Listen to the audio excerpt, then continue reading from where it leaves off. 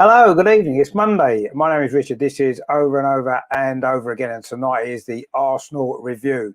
Now, events obviously earlier on today maybe mean that football on the pitch has taken maybe a back seat slightly with the news from Manchester City, of course. We will talk about that. We will also look back, of course, at the game against Everton on Saturday and how the other results ended up maybe helping us out slightly as well. And as well, we've got a big game coming up at the weekend, haven't we? Brentford at the Emirates. So we're going to look at that one as well. And I'm sure there'll be loads of other stuff as well where you guys in this chat will probably take us off on a tangent somewhere, but that's fine. We enjoy that as well. Anyway, it's all coming up the other side of this. Real Martinelli. It's now with Granit Xhaka. Is it going to be the third goal? It is the third goal. Granit Xhaka with it. That seems it.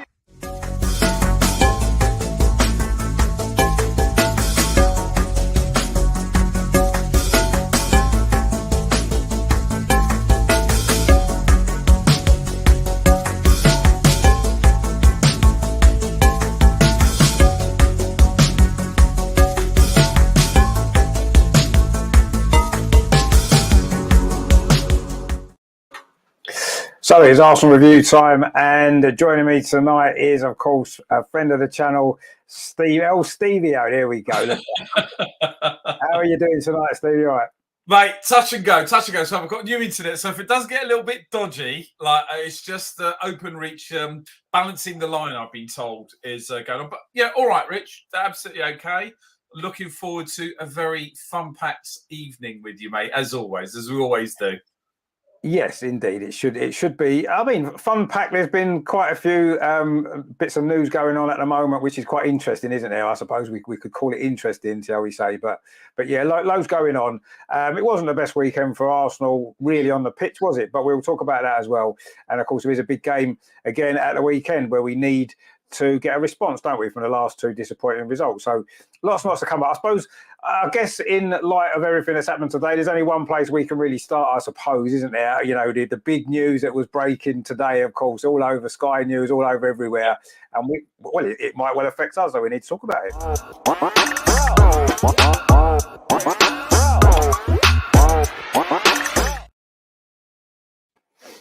So, Manchester City, all these 100 odd charges that they've been brought against them for financial irregularities. I mean, they had similar charges, didn't they, from UEFA a while back? They did initially get a ban from the Champions League, which was later overturned. But this seems to be slightly more serious, shall we say. I mean, if they were found guilty on all 100 odd charges, then I don't know what the punishment would be for that. You'd imagine that they'd be down in non-league somewhere pretty quickly, but I can't imagine that happening. I mean, what have you made of this news today? I mean, it's not totally a surprise, is it? Because there's been investigations into Manchester City before, but this not to this extent. And I do feel this could be quite a significant moment in football history, actually. I think, yes, it's still three things. And, last Thursday, I did a whole big section on the incoming rules that we got for next season, where we think that, Chelsea potentially not stymied themselves, but put themselves in a situation. I'll take my glasses off, actually, because it just looks like I've got these big sort of, just things going. But I think, if we look at the period, it's between 2008 and 2009 and 2018. So it's a ways back. I did say on the podcast last Thursday that actually up to date so far, their accounting has been very good because they're showing profits and they're showing all the pieces that go on. But I think that's obviously the time when the new takeovers happen. I was talking to some fans earlier, and our view is, but my view is obviously that, they're going to, if they're found guilty of 100 charges, then they're going to be docked points, and whatever those points are should be given to the those at the top of the league. I think that's perfectly fair. If it's 20, they get docked. I think we need 20 as well to go with. But no, all joking aside, it's pretty serious because ultimately we moved to our stadium. We couldn't even, if you remember, we couldn't even play Alex Oxlade-Chamberlain because we didn't have any money. He had to come on at the last half hour every single time. There were times where we were away from not being like one game away from not being able to pay wages and stuff like that. And we've also been pulled up on financial fair play rules. So we're not whiter than white on this. But I think 100 not a handful, but 100. It's like mate, like Rich, it's like turning around and saying, look, I've got 25 million in an offshore account in Gibraltar. I just forgot to pay my tax on it. It's a very similar. So I think ultimately they've been caught with their fingers in the till. The one thing is, I have no faith in I have no faith in the judiciary that we have that run our sport, if I'm honest with you, because of the inconsistency that we've seen repeatedly. So my view on it is, I think that the right punishment needs to be brought on, and that needs to be, that also needs to be, I think it needs to be fair and just based on what's actually happened. But I think you need to look at football in the whole. Like you look at FIFA, for instance. You just got to look at that Netflix documentary, and you can see how corrupt that is. But the thing is, what the Premier League need to really balance out is, we need to look at other leagues. You look at PSG. How did PSG get away with it? You look at Barcelona, who try to keep up with these petrodollar money, and they're 1 billion in debt, and all that sort of thing that goes with. So I think it stinks all over.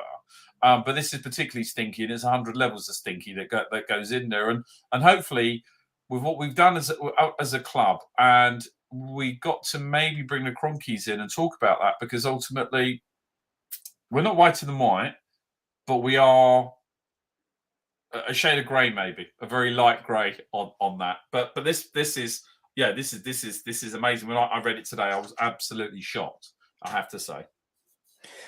Yeah, and I think we all were. I mean, shocked by the level of the number of charges that is against them. I mean, I think, I say they've had UEFA charges against them previously and stuff like that. So it's not a total surprise that maybe there are charges there. But to the extent that they are, or they appear to be, and you'd imagine that the Football Association, they've been investigating this for 4 years, they were saying. Unless they've got really decent evidence and proof of this, they wouldn't be bringing these charges forward, because it's going to make them look really stupid, isn't it? If it just gets dismissed out of court because Man City can defend it all. Surely they've got some sort of concrete stuff there ready to present at the hearing and say, look, this is what we've got. This is the proof that we've got. And if that's the case, and if they are found guilty, even if they're only found guilty of half the charges, that's a lot of irregularities that's gone on, isn't it, over a number of years.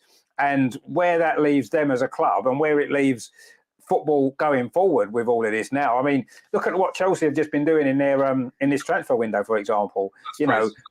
Yeah, and I know they've done it in a different way, a longer contract, spreading the payments out over more years and stuff like that to try to get around these rules. But I don't know. I think it's going to open a big can of worms. I mean, you mentioned Arsenal, yes, and I think previously we haven't always done things in the right way, but I think we've tried, I think. And we had that spell, like you said, when we moved into the stadium, we didn't have money. We could have done things differently. We could have just thought, no, forget the rules, we'll just we'll do this and we'll do that, and we'll break everything and be able to compete at the level that we were at before. And we didn't do that.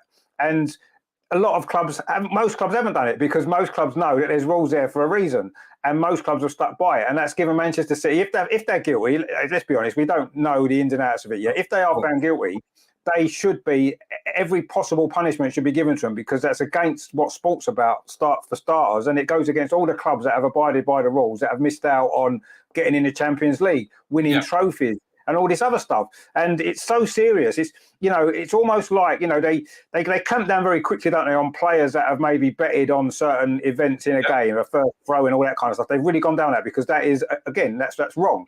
But what Manchester City have done, if they're guilty, is far, far worse, and has far more serious repercussions financially to loads of other clubs as well, and loads of other aspects of football. And it's such a serious thing that, if they are found guilty, then they've got to have the maximum punishment possible, because it's got to be a deterrent, hasn't it, from other clubs doing similar in the future. And it's crazy. You're absolutely right, spot on, because the ramifications it has for the Premier League are immense. What does it mean to like Norwich going down last season? Now, they played horrendous football. Let's face it, but if they try, and you got to the other part, you look at someone like Norwich, and they could look back and go, "Hang on a sec, I played within the rules in financial fair play." Yes, we had about 900 managers in about 3 weeks. they went through. But the fact is they put in there. In fact, you look at Arsene Wenger was the financial fair play ambassador for a time. And so I'm not saying we're whiter than white. We're a little bit of a Red Sox being left in with the bed sheets, if you know what I mean, in that. But one thing that Arsene Wenger always said as we went to the Emirates was like financial fair play has to be part of it. And when you see the mega contracts that go in and going on to what Chelsea have done, all of this, we're going to spread this out.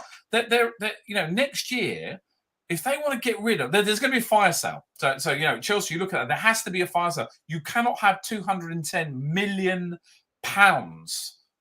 wage bill, right? When you only turn over 300 and I think it was 10 or 20 million, right? And only have like 130 million left because you want to end Aubameyang's contract. Let's face it, he's gone full Aubameyang and now he's not even in the Champions League team.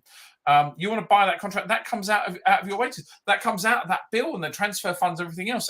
So they sort of slime with themselves. And so to go back to that period and over such a long period, 2009, 2008, whatever it is to 2008, it's a 10-year period, right? For someone to actually come out, from a law perspective, that's defamation. That could be, it's defamation that's going against the brand, the whole piece. So for the FA to actually do that, someone's got a big pair of man apples there because they must have something that's absolutely cast iron to say that 100 different pieces. And full well that'd be whittled down to one or two, but they're going to have to. I think it's going to have to. They're going to have to come down there with a hammer. And there's some interesting. There's some interesting comments that we're seeing in the comments bit right now.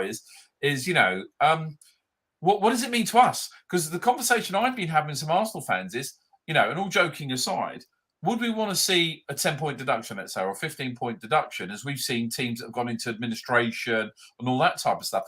As Arsenal fans, there was the moralistic side of me sort of turned around and went, do you know what? No, I wouldn't want us to win the league in that way. I wouldn't want us to lose a competitor in that kind of way. But then there's the other side of me that sort of sat back and said, hang on a sec. As a fan, I pay for my season tickets every year. We buy our football tops. We do all of that. We fit within this framework. And all of a sudden, we've got 100 infringements of the law. Right, 100 infringements, not one or two, 100 of them over a 10 years. Imagine if we broke 100 laws, we'd be in prison for years, wouldn't we? You wouldn't see. I'd be soap on a rope and a little penny cleaning it out for the rest of my days. I wouldn't make it out. You did that, and good. That's more financial irregularities than a Tory MP. So that's saying something. Well, I don't know. You'd be close. You'd be pretty close. Yeah. So if we're talking about the actual governmental MPs. But no, all joking aside, though, I if it's proved, and again, we don't know if it's true. If it's if it's proved. There's got to they got to come on them really hard because you look at is it West Ham that went into administration? No, it wasn't West Ham. Who was it? There was a Premier League team. I'm trying to remember who it is. Mate, went into administration. We docked them a load of points, and then all that type. And you can't guarantee that they're going to disappear off in the Championship or in the Championship down into Division 1. It's and they're not. You lose that status. So these guys, multimillionaires. The petrochemical dollars, have done all this. And it's great and it's easy for me to pontificate. And as a Man City fan, I would be absolutely gutted. I'd be absolutely gutted right now to see that. But the laws are laws. You've got to fit within them. I'm sorry. No, 100%. Of course you have. We've got Nathan in the chat. Is everyone thoughts on Man City? Yeah, I mean, we're obviously discussing that now. Terry's in the chat as always. He says, good evening, Richard and Steve-O. Terry says, I hope they don't dock them points. Otherwise, everyone will say we want it by default. I mean, we will talk about it in a minute, actually. I'm not quite so sure if that's the case. Terry says, if they do dock them points, it should be done at the start of next season. Yeah, quite potentially. Maybe you're right. I totally disagree with that point, and let me tell you why. It probably will be, Steve, just simply because by the time the case is finished, it's going to be almost the end of the season probably anyway, so it will probably be a next season punishment. Just before we carry on, we have got Neil with us. How you doing, Neil? Here he is, that handsome. Look at that. How you doing? All right. Cheery. He's always. Sorry, I've just come raced back from the gym. I'm so sweaty and a bit out of breath, but here we are. Back from the gym. Back from the gym, mate. What's that about? Yeah, I don't know. Us whole blokes got to keep our tickers going in the right way, Steve. I'm not a spring chicken anymore. Mate, we're talking to chicken. I did a really nice roast chicken this evening for the missus. So, There you go. Can't beat a good roast chicken. You can't beat a good roast chicken. Absolutely not. Anyway, Neil, we obviously, as you know, we've been talking about the Manchester City situation, which has been breaking today. Quite send shockwaves through the whole of football. It can do, and it will do if they're certainly found guilty. I mean, what's your thoughts on it? I mean, we will talk about in a minute the potential punishment and what effect that might have on us this season and going forward. But what have you made of all of these 100 or whatever it is charges against them for these irregularities? It's crazy, isn't it? It is crazy. The thing is, we've been down this road before, I believe, and then they just got away with nothing. Nothing was given, and I just feel, is that going to be the same thing? It's all going to be a lot of fire, and then all of a sudden it's just like weathered with a little bit of smoke and a big massive fine, which to them is nothing anyway. But then I could be wrong. This could be going a lot deeper. There's obviously been a 4-year investigation. It's spanning back so many different, going back quite a long way, isn't it? It's going back a good decade, over a decade, I think, the investigation. I'm not sure, but it's a long way back.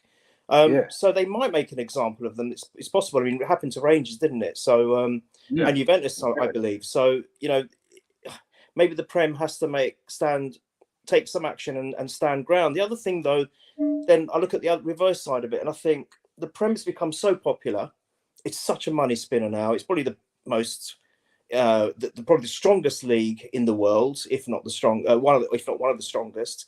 There's so much money involved in it. Most of the top stars are now kind of coming towards the Prem rather than going to the glamour teams of Barca, the Real Madrids, the Bayern Munichs, etc.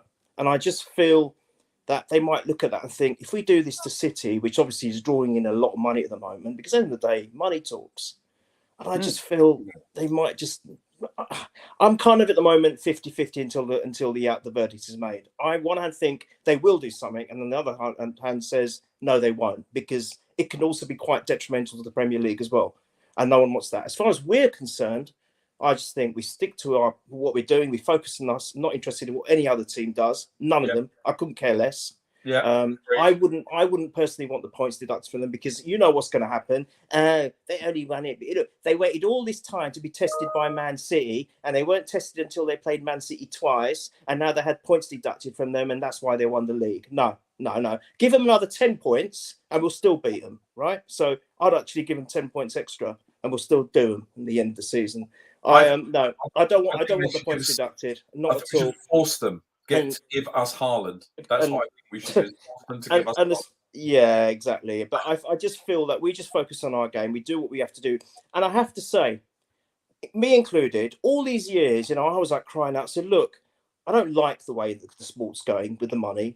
Players getting stupid money per week, getting sold and bought for like hundreds of millions. It's just so wrong. But then I thought, if we're going to be up there and challenging, we've got to start doing the same. And I used to criticise our club for not doing that, not going down that road. And the way Wenger managed it with literally no budget at all is now standing out to be so much more impressive, and so much importance in that. Because now look what's happened to City. There's a good chance it might happen to Chelsea as well, the way they've been spending recently. I mean, I can't believe they've been that stupid to spend that much money and then flounder loads of rules, but then you never know. And I just feel that no matter, I've never been the Kroenke's biggest fan, never. However, I have to say, at least I feel, hopefully, I mean, you never know, but I feel that the club has been run in the best way possible from a business point of view, so that we don't get into this kind of trap. Yeah. So kudos to us. Focus on our own game. Let's carry on and get that championship. Don't worry about what happens to Man City. I don't want points deducted. And that's how I feel. I mean, I don't think points will be deducted this season anyway. We'll see. I mean, it seems unlikely, because most punishments go in the future, don't they? It's happened previously, unless it's very, very early in the season, I suppose. I don't think that's going to happen. I'll be surprised anyway. Even if they get points deducted at all, I'll be surprised. But if they do. But to be honest with you, I don't think say, for example, if they did deduct 15 points from Man City this season, obviously it would mean a massive, massive big chance that we are definitely going to win the league. But, you still have to look at the points that Man City would have got at the 15 on. Would we still have finished above them? Yes. Well, there you go. So it doesn't matter. So if that happens, that's what there is there. But I agree with you to the extent that we shouldn't be worried about other teams. Like yesterday, for example, was a typical example of that. Spurs against Man City. Everyone's going, "Oh, Spurs have done us a favour." No, they haven't. It's in our hands. It's in our hands. It doesn't matter what anybody else does. If we win all our games, we win the league. Tottenham haven't done us any favours. Tottenham done themselves a favour to try to get into the top 4. They've done us no favours. No one is doing us any favours. We're doing our own favours by winning our games. If we win our games, we've done it. And if we don't win our games, if we lose too many and we don't win the league, that's our fault. It's nothing to do with anybody else. Either way, it's nothing to do with anybody else. And if Man City get this points deduction, that's out of our hands. There's nothing we can do about that. We just have to concentrate on our matches and win as many as we can. And hopefully, at the end of the season, we'll be champions regardless of whatever happens to anybody else. So, yeah, I don't want that to overshadow the season that we're having, and hopefully the season that we go on to have. And unfortunately, it's likely that it will overshadow quite a lot of things if Man City get a big punishment, because it's going to be the biggest talking point in world football for many, many years, isn't it? So that's the unfortunate side to it, really, I suppose. But I totally agree with it. I don't want us to focus on anybody else. It's not about anybody else. I don't look at other results. Let's hope Man City do us a favour. Let's hope Chelsea do us a favour. No one's doing us any favours. No one's doing anybody any favours apart from themselves. And that's what we got to do. So forget all that. But does it take a bit of pressure off us, Rich, though? Like, I know so take the games to one side. Oh, no. Right? Maybe it's more pressure. You think so? All the circus around Man City, the pressure not on them. The pressure on Pep, because ultimately, and it looks like some of them are against Mancini and the amount of money they paid Mancini and some players to get rid of them. Going back into that's a lot of it. But do you not think it takes some of the pressure off us? Because it's the circus that will go with Man City everywhere they go. Like literally everywhere they go. And we just, as you say, focus on our narrative, work on our games, do our thing, And, I don't, and again, with the points deduction, I don't really care what people think. I couldn't give 2 hoots.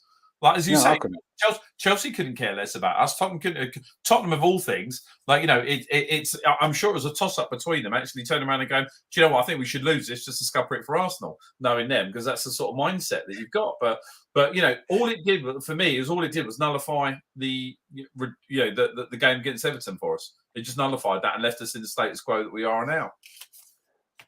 Yeah, I think exactly. Yeah, exactly. We had our opportunity. Yes, it's a missed opportunity now, because Man City lost. We could have increased our lead by 3 points with that game in hand, and it's a missed opportunity. It's not Tottenham doing us a favour. It's us missing an opportunity to go further in front. That's what the weekend happened. That's all it was, and that's what it is. And people can look at it however they want, but I totally agree. Now, go on, Neil. I just think, again, you guys may disagree with me, but if there is any action or immediate action, if something does come out of this where City have to be punished with something tangible other than a fine, it could be that they might lose their Champions League place. That could happen rather than points deduction. Yeah, and that actually will work in our disadvantage, because obviously I'm banking on them focusing on that more than the Prem. So it could do, but I don't think there'll be an extra pressure on us, Steve, because I just feel I think there may be extra pressure on us, because what could happen is we might get a little bit complacent. I don't think Arteta will allow it, but there's a chance in mindset that you might get just a little bit complacent if you think, oh, look, City have got all of that going on, so they may not approach those games against City the way we may have done if this all hadn't come out. However, as I've always believed in Arteta and the way he sets the players up, I shouldn't think that would be a possibility. I'm just playing devil's advocate and thinking about things, in my head that could potentially transpire. But I don't know. It could be a chance that they could be expelled from the Champions League. Who knows? Don't know. Might happen. Yeah, there could be. And I mean, that may well be one of the punishments that they get, although it seems more likely because it's the FA that are bringing the charge. I mean, the UEFA did put charges against them before and did initially punish them by withdrawing them from the Champions League. It did get overturned. But I don't know, I just got a feeling that because this is an FA charge, that the punishments are more likely to be domestic punishments, aren't they? Whether it's points deductions, whether it's relegations, whether it's fines, more likely to be, which seems stupid. But I would say my main feeling is that it's going to be a domestic punishment as opposed to, but then it's going to affect them in Europe, because if they get 15 points deducted or 20 points deducted, they probably won't be in the top 4. They won't be in Europe. So it's going to kind of work that way anyway, isn't it? Unless they win the Champions League. Yeah, but even then, though, they maybe shouldn't be allowed to enter, but we'll see. I mean, I don't know. It's hard to speculate, isn't it, as exactly what's going to happen onto it. We've got Edie over a comment there. It says, Tottenham fans have put a funny caption saying, Arteta worked with Man City as the right-hand man while they were breaking the rules. Arsenal should be punished for this also. Well, yeah, I mean, maybe Arsenal will be punished. Maybe Arsenal will be punished by having to suffer seasons in the Champions League again. Maybe that'll be our punishment. That'll be so hard for us. Those nights away. Yeah, I mean, but it's funny, isn't it? I suppose. But I mean, obviously, Arteta was at Manchester City during the period that they're talking about. But what impact he had on the financial side of it is nothing, because it's to do with the owners of the club, isn't it? And the people dealing with the finances as opposed to the coaching staff. I mean, I wouldn't imagine Pep's going to get any sanctions against him, is he? Or I know Mancini's been mentioned, hasn't he? Taking some sort of payments, a bit like George Graham maybe all them years ago. It cost him his job, didn't it? I know Mancini's not at Man City anymore, but he got caught because he owed up, because he gave the money back. Well, he gave it back, yeah, which was a bit silly, wasn't it? I suppose, but at least he was honest after the event. If he hadn't been caught, or if he wasn't going to be caught, I'm sure he would have kept it quiet. But anyway, but yeah, I mean, I suppose there's similarities there with that, isn't there? It seems a little bit, he had to.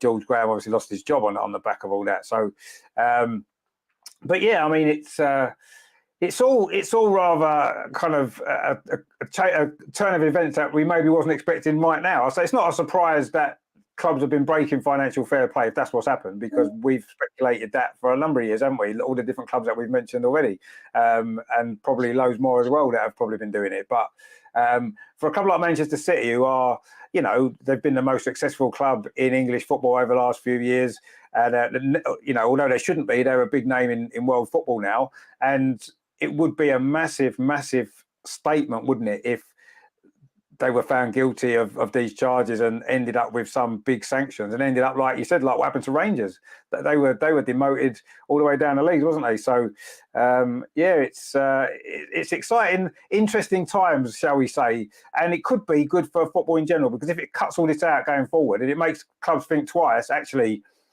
we maybe need to stick to the rules a bit more. That might be benefit for everybody in the long term, and I think we all want that, don't we? All this, we don't want clubs to be cheating, because it's not right. And if it was our club and we got caught, we would have to say, fair enough, we've been caught, we shouldn't have done it, and we have to take whatever punishment it is. And unfortunately, that's what's happened with Man City. The good thing is with Man City, it's not like they've got any history that they need to worry about. No one cared about them before 2009, 2008, and nobody will care about them if they get relegated now, because no one cares about them now. Look at they've got empty seats everywhere still. They've been the most successful period in their whole history. Nobody cares, not even their own fans. So if it's going to happen to anybody, at least let it be a club like Man City. They've got no legacy to lose, have they? By if it was Arsenal, or if it was Man United, or if it was Liverpool, that great legacy that we've built up over the years, that would be in danger, wouldn't it? Something like this. Well, with Man City, they've got Chelsea, isn't it? Same as Chelsea. Yeah. No, yeah, Chelsea the same, exactly. Yeah, I mean, Chelsea got maybe slightly no more class, of a no history, history, no nothing. but yeah, exactly. So if it's going to happen to anyone, let it happen to them, and we'll all be quite happy about it. But the main thing is for me that this has got to be a message to all the other clubs and say, what, we need to look at what we're doing a little bit more closely and play by the rules, because that's what they're there for, and to benefit everybody. So, but yeah, I mean, in terms of us, where it leaves us this season, I'm not going to think about that. Whatever punishment Man City happen to get, they have to deal with that. We don't. We'll just carry on playing our games, won't we, and get on with the season. And it's not going to make any difference. And if we win the league and Man City have had points deducted, and everybody says, "Oh, you only won the league because of that," well, I don't care. Liverpool only won the league that COVID season. Everyone's made excuses about them winning the league that season because there was no fans in the ground, whatever it was, and this, that, and the other. But I'm sure they don't care. They've got a league title. We won't care. At least we'll have fans in the stadium to enjoy it and celebrate it, unlike they did when they lifted the trophy to an empty stadium, didn't they? So at least we're going to have that. And it doesn't. The record books will show that we won the league, and it will show that we won the league without cheating, and that's the most important thing, isn't it? And I don't really care what else anybody says about it. At the end of the season, it won't matter, will it? Well, having said that, Man City get them points deducted. I don't think Man United are totally out of it yet, if we're honest. If the points are massive, we've pulled back gaps like that on Man United in the past. But yeah, it would do us a massive. I mean, I agree with what you said, Steve, about you saying about the pressure. It would ease the pressure slightly. It would, in terms of it, give us a bigger gap. But then there's so much more pressure because we'll be expected to win it then. Absolutely expected. Now we're not really expected to win it. Everybody still expects Man City to catch us, don't they? Because of the squad that they've got. But suddenly that pressure's gone in the sense that everyone now, we have to win the league. And there's more pressure then, isn't there, when you have to do something? You have to win it. Yeah, it's the repetition, Rich. It's the repetition you see. The same thing with Sky. Arsenal lost 2 games, so this is the end of it. And all the the idiot people that are going on. And I just think what happens is we disappear into the background then. And as we did at the beginning of the season, we were winning and doing well, but it was like, the Jamie O'Hara's of this world. But, he's not talking about us anymore. He's talking about something different because, people don't. It's like, well, they're doing really well. What's your problem, Jamie? That's the situation. So if now all these pundits that drive all the Twitter fanatics that are out there, that the wannabe fans, and I'm still seeing Arteta out. I'm still seeing people going, get rid of Arteta. I saw one guy talking about how bad Odegaard is. Like, let that sink in for 2 minutes. Going on about how bad Odegaard is and how we were mugged off by Real Madrid. That was one I was watching the other day. I was reading it. I was thinking, who is this buffoon? Are you like coming from some mental home or something? No disrespect to people with mental problems, of course. But you've got these buffoons that are going on and on about it. But if you've got something like this, where you've got 100, this is just after a year after the takeover of Man City. You've got Mancini coming in and buying Robinho, I think it was the biggest. That 39 million was the biggest player ever, and 100 million for Grealish and all that. So you're looking at something like that. I'm sitting there thinking, hang on a sec, this could actually work, i.e. the pressure be off Arteta to focus on, as you say, Rich, and I think you're absolutely right, and Neil, is we've got to focus on our narrative. We've got Brentford this weekend. Let's focus on Brentford. Let's not really care. And then we've got Man City, and I'm hoping that Pep's going to be absolutely hammered with, what would you think? You were part of this when people were taking money, and the FA this and the FA that, and you can guarantee they're going to have the best lawyers in the world. They're going to buy the best lawyers in the world to do it. But the pressure on Pep, and it's starting to show. There's a couple of things, like if you watched the game the other day against that lot, that you could see the pressure on Pep, because Pep was actually starting to lose it. He was absolutely starting to go into a little bit of like the sort of Mourinho meltdown. And so and I hope that pressure keeps cranking up. Like, why you'd leave De Bruyne on the bench, I have no idea, but that's a different conversation altogether. But that pressure, that cauldron, that whole piece going down on them and continue to drive. And while we just sit there and go, I got Brentford this weekend. That's my focus. We've beaten them at theirs. They're at ours now. We've got all our. That's your focus, boys. Forget about that. And then next Thursday comes, then bang. We're at it, and that pressure is on that whole team. Erlen, like seeing Haaland. Sorry, so seeing Haaland shouting at the ref and losing it at the ref. It showed to me that there's a pressure inside that team. That sort of. That piece is, and I just think it could work in our defence. But going back to what you said, is Man United ain't out of the picture. They're starting to pick up points. They're starting to. Newcastle, they've had quite a few draws. So God forbid if they again. It's something Sean and I were talking about this weekend. We are really worried that actually Newcastle might sneak into the Champions League top 4 spots. And if they do, then I think you're going to see a Man City checkbook opening up, and it's going to be an avalanche. But that's to worry about the future. So that's my point. Is I just hope that pressure, they're now starting to ratchet up on Man City, ratchet, and getting tighter and tighter and tighter, because it's going to get into the head of those players. It does. It is. Yeah, it's going to get into the head of the players. And we're just going to focus. I've got Brentford. I've got, this game. We've got that game. We've got Leeds coming up. And obviously, Leeds, that's the other one. I've got Leeds coming up soon. They just got rid of their manager. Yeah, at least we're not playing them this week. That would be 2 weeks in a row. That wouldn't have been good, would it? A new manager coming in to a team that, just before we play them. We don't really want that to be. So I'm glad we're not playing Leeds this weekend. Is that ours? Is that ours? I think we've got Leeds. Yeah, it is ours. But even so, you still don't really like new managers coming in there, because it tends to lift everybody, and we don't really want that, do we? Terry says, who really cares at this point? When we beat them in a fortnight's time, it won't matter to us. Only everyone below City. Yeah, well, that's a fair point. But let's see what happens in that game first before we get too carried away. Nathan says, this will take years to resolve. City will chuck it in the long grass. Yeah, exactly.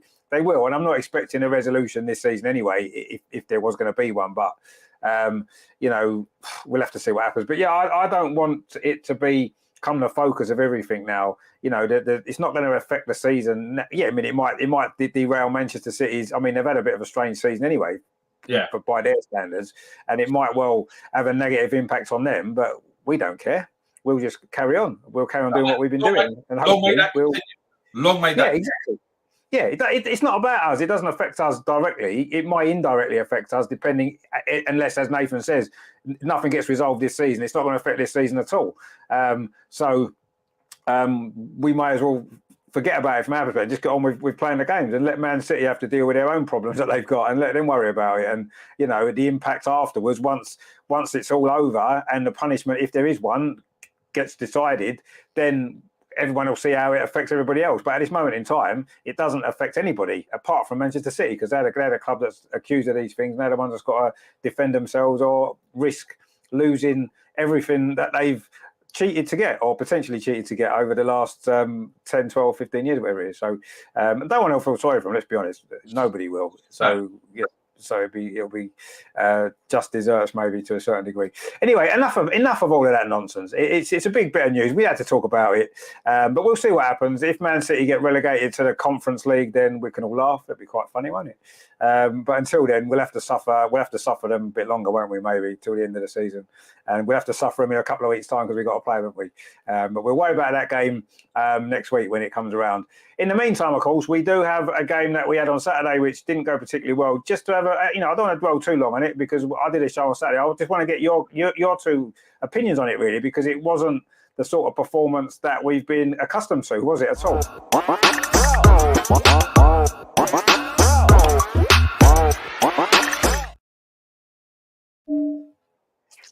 I mean, in a way, it was a throwback game, wasn't it, to a few years ago when Dyche was manager of Burnley, and we came under similar kind of style of football, didn't we, against Burnley, as happened on Saturday. And once again, we couldn't really deal with it particularly well. We got bullied about the pitch and probably got what we deserved out of the game. It wasn't a great performance from Arsenal, was it, Stephen? It was like something that we've seen plenty of times in the past, but maybe we didn't think we were going to see again, and unfortunately we have done. But I think the circumstances of that game conspired against us as much as anything else, didn't they? Really, I think there's two or three things, and I've got to take my hat off to Everton actually for the way they set up, the way they played the drive, and I got to eat a humble pie because on Thursday I was like, we're going to batter them, we're going to do this, we're going to do that. But yeah, and how wrong was that? So there's two or three things that I spotted. I think we were in that mindset that we were going to win and just walk over these guys. That was number one. We looked lethargic. We looked slow. We didn't look like we were about it. And there were way too many corners. And that was the bit that did it. You know, there was all the corners that were coming in. They were pressing and pressing and pressing. And we just didn't have an answer. We didn't have a plan B. And I think the guys started off. They didn't start off quick. They didn't start off like they were gonna do it. Eddie didn't have his shooting boots on. Like Odegaard didn't have his shooting boots. No one had their shooting boots on actually. And I think it's probably for me. It was probably one of the worst games I've seen Xhaka play all season. The guy's been absolutely metronomic in the way that he's been playing. The same with Partey. It just didn't. They didn't let us stop that. Is it Awana, the midfield that player? Onana, yeah. He was brilliant, by the way, wasn't he? What a brilliant performance from me. Brilliant. I thought he was. He was a stand-up play for me, and I look at that guy. Forgets to say though, which I know he's going to be a great player, but I think that kid is going to be next level as well. So I think it was a punch in the face and a split lip that we deserved for not showing them the respect that they deserved. Okay, and I listened to quite a few. I listened to quite a few interviews with Sean Dyche, and I now have a different opinion of him. And it was something that I was saying again on Thursday is that he's always had Burnley, who have had £4 behind. Yeah, again, an example of financial fair play actually would be looking at Burnley in there and kind of where they're doing and the way they're doing right now. But he kept that team together. He kept them in Premiership for a very, very long time. Okay, not doing very much. And so I think Everton is absolutely spot on for him because it is a big club. Like everyone says, "Oh, Everton are," but they are. They are a big club with a lot of history. You know, and they've got the same level of history as we have. And say we turned up, and we expected to just roll them over. Now, if Frank was still there, yeah, absolutely, we would have done them. But we looked lethargic, we looked leggy. We didn't play our game. We didn't play our game to our strengths. We played to their strengths, and we suffered a silly goal. It was a silly, stupid goal that shouldn't have happened. Okay, so I've got to say, we're humble pie. Well done to Everton. I've got a feeling that come the Merseyside derby, Liverpool are going to be in real big trouble. If Everton play the way they play, they're going to be in real big trouble because this is a team that 3-0 against Wolves. So my view is shame on you boys, right? However, you've got an opportunity now to pick it up. Come Saturday, pick it up, put it all behind you, and move forward because we've been given a lifeline, right? And the fact that the status quo is still there now. We've still got that 5 points. The status quo is there. Go and win that game. Go and absolutely win that game, as we know we can do. Do it in the same way you did at the beginning of the season at theirs. We went to theirs, we destroyed them. Get in and do exactly the same. That is the best tonic for the 2 defeats that we've just had. I think that's the only thing we can do. And I hope Arteta's drilling straight into them. No, absolutely right. Of course, that's exactly the way to respond. Terry says they're not taking nothing away from Everton. They deserve to win. They're a different class and wanted it more than us. Yeah, they did. I mean, I said last week I was a little bit worried about the game against Everton for the circumstances. Sean Dyche, his first game, the crowd were going to be up for it. That the players were going to be up for it. We knew what sort of challenge that we were going to face, and it was always going to be a difficult game. And sure. They are sometimes the games though where if you want to win titles, you have to find a way to get a result in games like that. We wasn't quite able to, but I was a little bit concerned about the way we got bullied off the pitch. Actually, that kind of worried me. Looking at some of the teams we've got to play for the rest of the season, they're fighting for their lives, that are going to give everything. We've got to learn to be able to deal with that better than we did on Saturday. We haven't really faced a team like that much this year. I can't really remember a team setting out the way that Everton set out to play against us. I can't remember a team doing that. Just to really just basically push us out of our stride, close us down really quickly, deny us the space to play. Newcastle maybe did a similar thing in a different way, not so physical, were they? And they wasn't so dangerous from set pieces and stuff. And again, we didn't win that game, which is a bit of a worry. So teams are going to be looking at that thinking, if you want to get a result against Arsenal, you have to go and kick them. You have to bully them. Yep. Not all teams are going to be able to do it because they haven't got the players to do it. And Everton did have, and it worked obviously for them. I mean, Neil, I know you're not going to take one defeat and be too bothered about it. I know you're not. You're going to brush it off and say we'll move on to the next game, and that's rightly so. But obviously, that's 2 defeats in a row now. 2 different sort of games, different result, different sort of performances, but 2 very similar results. Not scoring goals. Are you worried that maybe things are starting to turn, or do you expect us just to get back into the swing of it on Saturday, and as though it's not happened the last 2 games? Don't get me wrong, Richard. I don't like defeats, no matter what it is. All right, don't. No. Right, no one does. The FA Cup. The funny thing is, I think I love that as much as you do, Rich. We both very much FA Cup. We got a love affair with it. We just have, and I always want to win that competition. Always, no matter how we're doing or how well we're doing in other competitions, how badly we're doing. I just want to win that competition. I love it. However, having said that, this is the first time I can remember that going out in that competition the way we did, it didn't affect me too much. I was still so buoyant from the Man United win, which was amazing, by the way. I was still kind of celebrating that, even after the loss against Man City in the FA Cup. And to be honest, I felt that we made more changes than they did. And if we'd had our first 11 out, I think we would have won that game. And it's just one of those things. We're out of the competition, but we're still in a very strong position in the league. And I thought, right, that's it. Forgotten about it now. Hurts a little bit, but I've forgotten about it. Let's move on. The Everton game, although now looking at it, speaking about it afterwards, again, I'm not so disappointed because, to be honest, as you guys both said, they deserved it. They outplayed us. We got suckered in. Watching the highlights on Match of the Day a bit earlier, I just realised that, as soon as our play, they didn't give us any space whatsoever. As soon as we got the ball, there was about 2 or 3 on us straight away.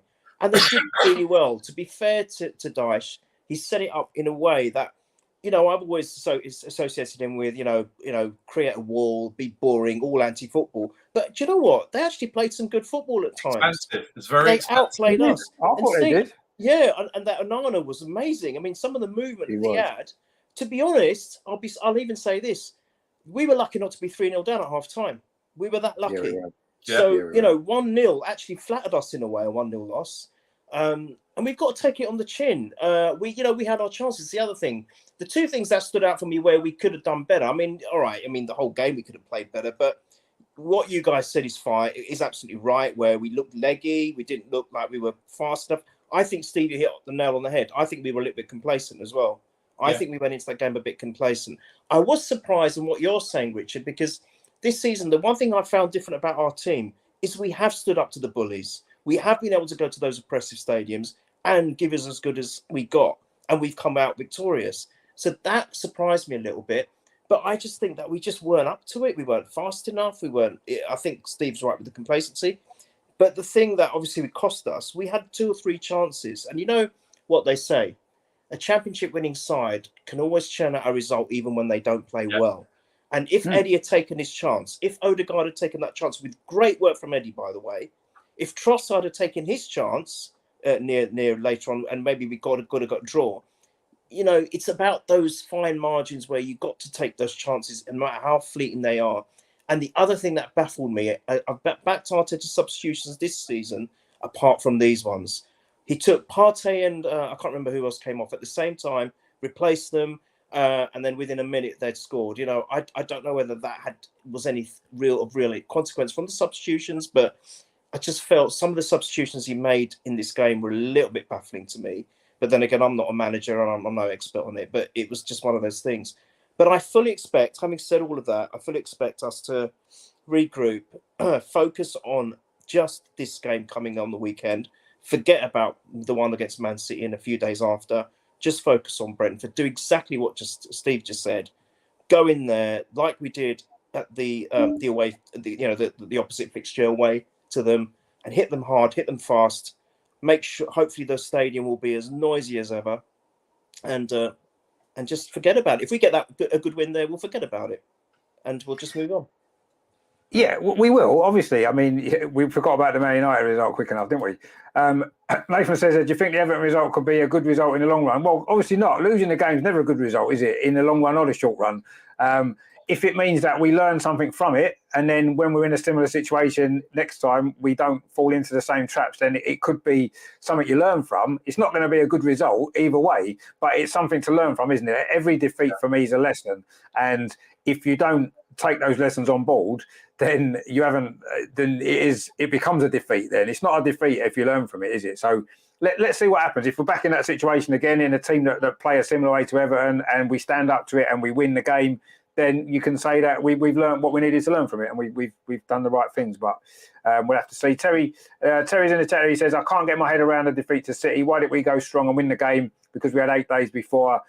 We didn't play against Everton. Yeah, and then we said that now. Of course, we lost to Man City and then we lost to Everton anyway. So we might as well have gone strong against Man City and got through. But hindsight's a wonderful thing, isn't it? And it's easy to say that now when the games have happened. But I understood the team selection against Man City. I understood it.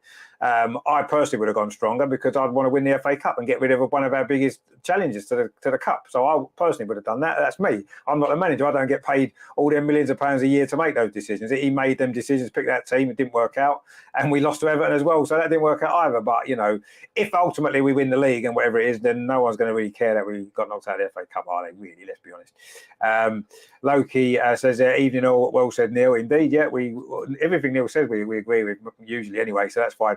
But no, I mean, it's right, isn't it? We can't get too bogged down with one defeat. It's our first league defeat since, what was it, September, October, whenever it was, against Man United. A long, long time ago.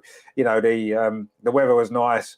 You know, it was getting dark later in the evening and all this kind of stuff. I had a different job and life was different in September when we last lost, and things have changed. And it's a different, you know, it's the same season, but it's a long time ago. So we can't think too much about it. The only thing we can do now is look forward.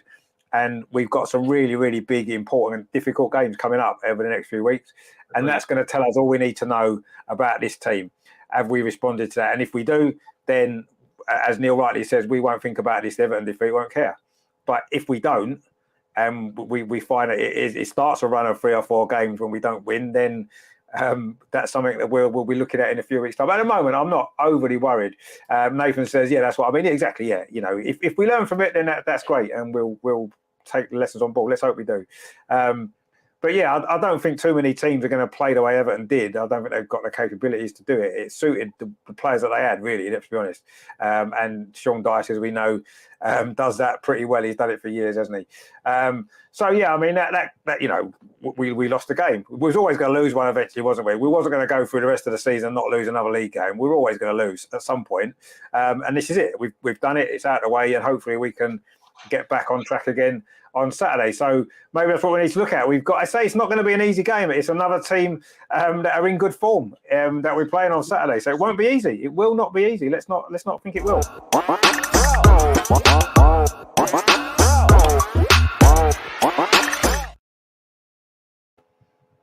So Brentford are one of the informed teams in the league at the moment. They are flying, playing really good football. They play to their strengths. They've got a goal scorer in Ivan Toney, and they are a decent team. There's no doubt about that. They're well organised and they are dangerous. And, you know, the fact that we beat them so easily away obviously is a good thing, but it's a rare game for them this season because they haven't been turned over like that ever. So yes, we're at home at the Emirates. We know how strong we've been at home, and that's massively in our favour. We did beat Brentford at home last season as well, and I think we're all confident that we can get the result, but it's how we respond, isn't it? And it's not the easiest game, to be honest. If I was going to pick a game this week, having come off 2 defeats, it wouldn't be Brentford to play because of how well they're playing. Actually, I'd rather play someone else that's not perhaps in the same sort of form. But this season, at home in particular, we've been really, really impressive. And if we're anywhere near that level this weekend, we should win this game. But it won't be easy, will it, Steve? I mean, Brentford are playing well, aren't they? And they are a decent team now. 7th in the league. So, they're 7th in the league right now. They play 21 games. And, you know, they're not far. They're not a million miles away from sort of, you know, jumping up into 6th. You know, if God forbid the worst happened, they could jump up into 6th and they'll be breathing down Tottenham's neck, really.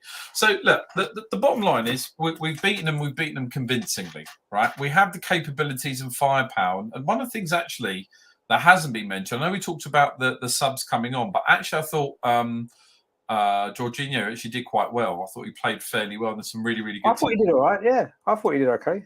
And I think it showed his experience with Everton. I think the one thing I have now is I look at the bench and I'm not sitting there thinking, oh my God, Sammy Lukonga has to come on because Thomas Partey is injured. And Thomas Partey is injured, you know.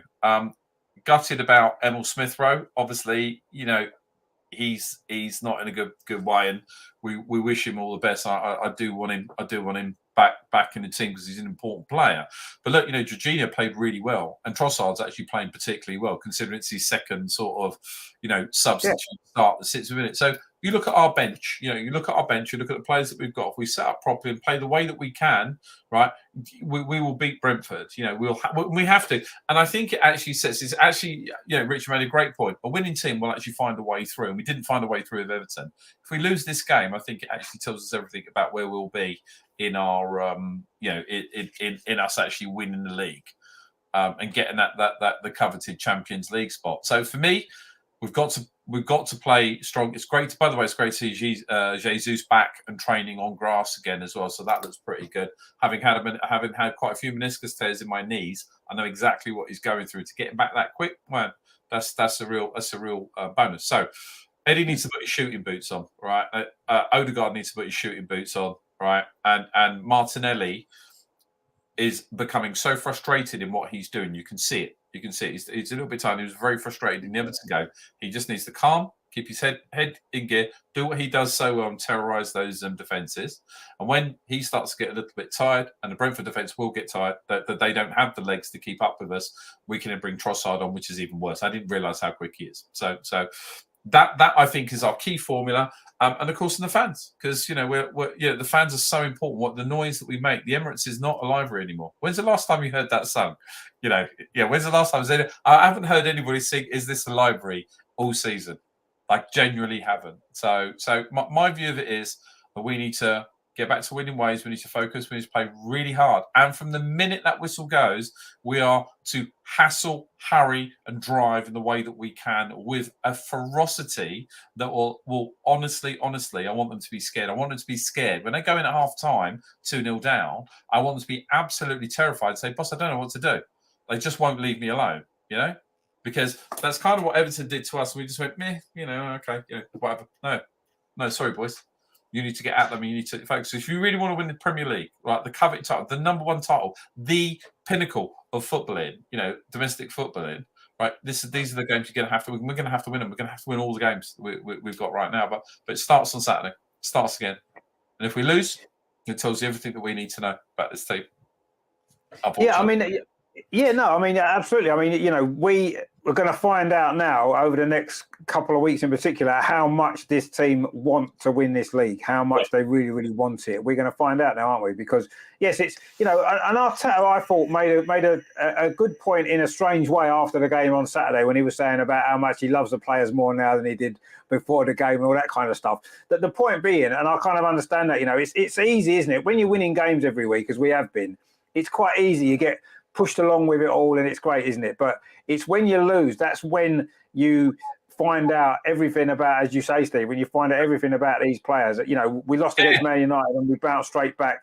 I think actually, funny enough, we played Brentford away in our next game after losing against Manchester United. That was because the Everton game got cancelled in the middle because of the what happened to the Queen's death in the middle. But the 2 games in a row in the league, with Man United we lost, and then we played Brentford in our next game that we played, and of course we won that game 3-0. So let's hope that's a sign, bouncing back against Brentford as we did before. But no, you're right. This is where we're going to learn a lot more about this team. The last sort of, I don't know, 3 or 4 months have been great, but when you're winning games, it's easy, isn't it? It's easy to you get pushed along on the momentum, and it's so much easier. You don't feel tired. You don't feel anything when you're winning games. Now we've lost a couple of games. This is where suddenly little injuries become a little bit more serious. Do our players really up for it? We're going to find out, aren't we? And Saturday is the first opportunity. And I am actually really excited for this game for that reason, because I want to see this reaction, because then we'll know 100% that this team want this league title and they want it as much as we do, or more, hopefully, than what we do, because they've got to go out and actually do it. We can, we can talk about it. Make Brentford pay the price for losing at Everton. Make them absolutely rue the day. Yeah, exactly. Get back on the track and right back to bloody Brentford. Just go away. Because I mean, we had to suffer last week. We played Everton at a bad time to play Everton because of the new manager and all that kind of stuff. Now we've got to make this a bad time for Brentford to be playing us because we've just lost, and that's what we need to do. You're absolutely right. Let's make this Brentford's nightmare. They gave us a nightmare the other year, didn't they, when they first come into the league? It's our time to give them a nightmare. I mean, Neil, obviously you'll be expecting us to win, I'm sure, but it's a big test, isn't it? Because they're not an easy team to play, Brentford, at this moment, because they're really, really in good form, and I wish we were playing someone else, if I'm honest, but it's Brentford. We're going to have to deal with it, and we're going to have to beat them. Well, as you said, guys said earlier, I mean, you guys have summed this up brilliantly. Not much more I can add, but we have to beat. If we want to be champions, we have to beat all the teams, no matter what they are. Yeah. It doesn't matter. Yeah. So we might as well have it now. And I think it is a good time to play them in a way, Rich, because this will really test our character coming off the back of that loss, which probably most of us expected. None of us expected to happen. Obviously I never do, but. Even the most negative gooners probably thought, no, surely we'll do Everton. So I think it's a great test to play them. I mean, they started off poorly because they lost. We hammered them. Villa hammered them, and then they beat Man City away, and then they've beaten Liverpool. And they've drawn against Tottenham. It's like they've been really kind of, it's been a kind of up and down season. But the last few games they've been doing really well. So I agree, they're a tough team. They would have been a tough team even if they'd lost the last 4 or 5. When it comes to, Arsenal, I think for some reason teams tend to raise their game anyway. But we've just got to. I've always said, some of the other people on the podcast that I've been lucky enough to be on. Don't play the name, don't play the history that or whatever you've had with them. Just play your own game. Don't think about what shirt they're wearing, what the name is on the back of the shirt. Who cares if it's whoever it is? Doesn't matter if they're all world-class players. Just play your own game. And I think if we do that, as Steve said, we have to start right from the off. It's like a Usain Bolt sprint, right from that whistle, bang. do it. Hit them hard, hit them fast. Don't give them time to think. Choke them right from the start. And I think if we do that and we stick to that, we'll be okay. And we've got to respond. Me, I've been so positive throughout the whole season. I what I think the result's going to be with the title. But if we do, stumble on this one as well, even I'll have to start thinking, hang on a minute. First half of the season. Won't. No, you won't. No, I won't. No, you probably won't. You definitely won't. No. You know what? If you look at the table, I mean, as I said, we don't want to look at other teams and what they're doing, but we could still probably, in theory, afford. And this ain't going to happen, by the way. Not happening. Don't say what you're going to say. No, I'm not going to say what you're about to say. No, I'm not going to say it now. No, I've decided not. But I think. Look, guys. Look, look. I don't think any team is easy in the Prem. That's been evident for years.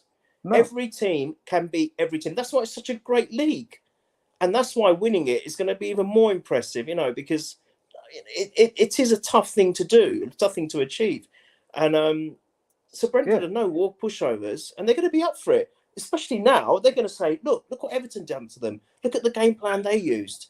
And Steve, look again, and both of you, Rich. When I was talking about the substitutions in Everton, I wasn't having a go at the substitutes themselves. No. I was just the time. I actually think you guys are right. I think we've got some clever buys. I mean, Trossard's going to be great. I think Jorginho, although everyone was like poo-pooing it, I actually think it's a clever and astute, quite a clever signing. To be honest with you. I do. And that new guy, I mean, we haven't seen him yet, but I've heard so much good stuff about this Kiwi. I don't know how you pronounce it. I'd just call him Kiwi. Kiwior. And I think, I think they're three good signings. He outran Peter Walcott's record. Can you believe that? Like a defender. Yeah. I'm like, what? And apparently he's got a real good vision with passing. So do you know what? I was joking with Jack from the Purely podcast, but I said, don't be surprised if one day he might actually be transferred into a CDM if we don't sign one in the summer. Because I think he's got all the attributes to be, because he's tall, he's strong, he's quick, and he's got good forward thinking as well. So you never know. There was an interesting comment that someone made to me. It was about Brazil. They turned around and said, and I've said this before on a Thursday, Brazil used to turn up, get off the bus, and people were petrified. And they'd already won the game before they even kicked the ball. That's how we've got to be. And at the very least, that's what the Emirates has to be. The minute they turn up, the minute those guys come out onto the field to warm up, and all the fans are there, and we're giving it to them, and they're drowning out the away fans, which we did to Manchester United, that has an effect on players. Irrelevant. And we saw that, Rich, we saw that last season at Newcastle. That it was non-stop, and it was such an important game. It's non-stop around that pub. And that's how we got to be. Like, at the very least, when you turn up at the Emirates, you've got to be petrified. Don't care who you are, like that Brazil thing. Brazil turn up, they put their tops on, and off they go, and everybody's petrified. And that's how it's got to be that way. Yeah, no, I agree, and let's hope it is. Let's hope that's the situation it's going to be. But Brentford, like you said, Brentford looked at Everton last week, and they'll probably believe they can get something from this game. I think they will, and it's up to us to show them that they're wrong, and they don't get something from the game. But it's on us, isn't it? We're at home. We've got the crowd with us. We've got the momentum. We're top of the league. I think although we don't say that, no one's helped us out. The fact Man City did lose yesterday has given us a mental boost after we lost, hasn't it? It's helped mentally for us, because if Man City had won that game, the gap's 2 points, and suddenly it looks a lot more difficult. Yeah. So now it doesn't. We've still got that advantage. Do we still have a game in hand though, or not? Yeah, we've still got a game in hand. Yeah. There's 5 and a game in hand. Okay. 5 and a game in hand. Yeah, and obviously we've got to play them twice, which is 6 points in those 2 games. So it's stuff for grabs, but it is in our hands, massively still in our hands, and that's the most important part.